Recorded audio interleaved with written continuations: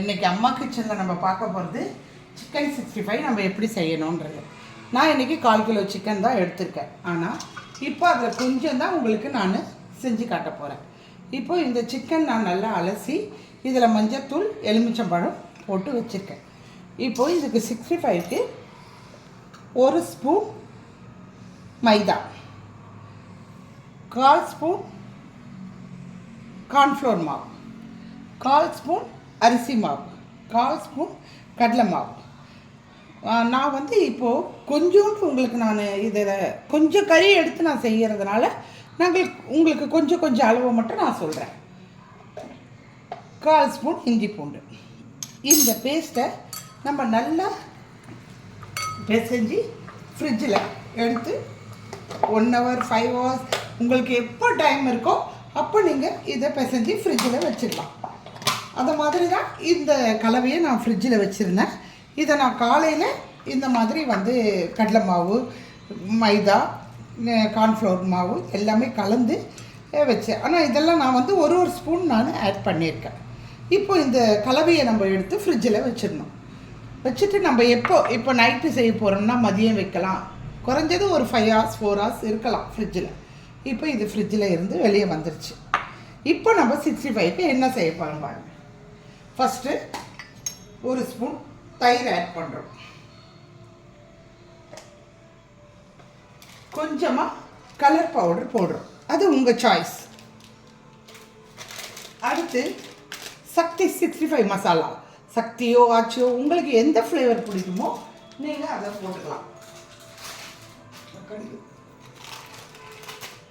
இப்போது இந்த 65 மசாலாவை கலந்துக்கணும். நான் இன்னொரு முறை நல்லா உங்களுக்கு ஞாபகப்படுத்துகிறேன். ஃபஸ்ட்டே நீங்கள் 65 மசாலாவை கலந்து ஃப்ரிட்ஜில் வைக்கக்கூடாது. ஃபஸ்ட்டு நம்ம வெறும் இந்த 5 பவுட்ரு, இந்த 4 பவுடரும் இஞ்சி பூண்டு பேஸ்ட்டை மட்டும்தான் கலந்து நம்ம ஃப்ரிட்ஜில் வைக்கணும்.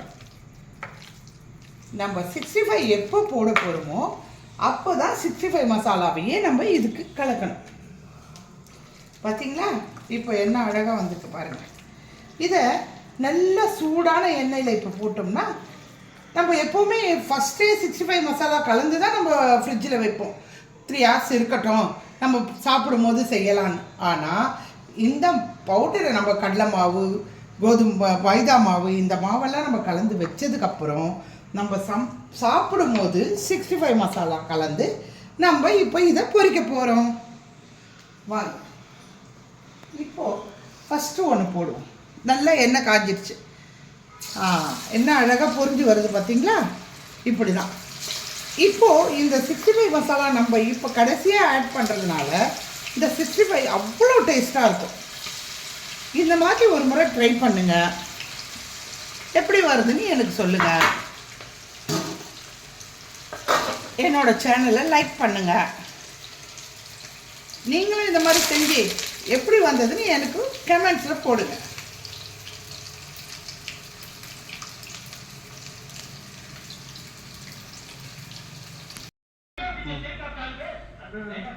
பார்த்தீங்களா ஃப்ரெண்ட்ஸ், என்ன அழகாக வந்துருச்சு 65. செம்ம டேஸ்ட்டாகவும் இருக்கும். நான் சொல்கிற இந்த டைப்லேயே நீங்கள் செஞ்சு பார்த்தீங்கன்னா 65 ரொம்ப அருமையாகவும் இருக்கும், மொறுன்னு இருக்கும். நல்லா சாப்பிடவும் ஒரு ஸ்மெல் வராமல் நல்லா அருமையாக இருக்கும். நீங்களும் இதை ட்ரை பண்ணி பாருங்கள். ட்ரை பண்ணிவிட்டு என்னோடய யூடியூபுக்கு நீங்கள் கமெண்ட்ஸ் போடுங்க, என்னோடய சேனலுக்கு நீங்கள் கமெண்ட்ஸ் போடுங்க, லைக் போடுங்க. தேங்க்யூ.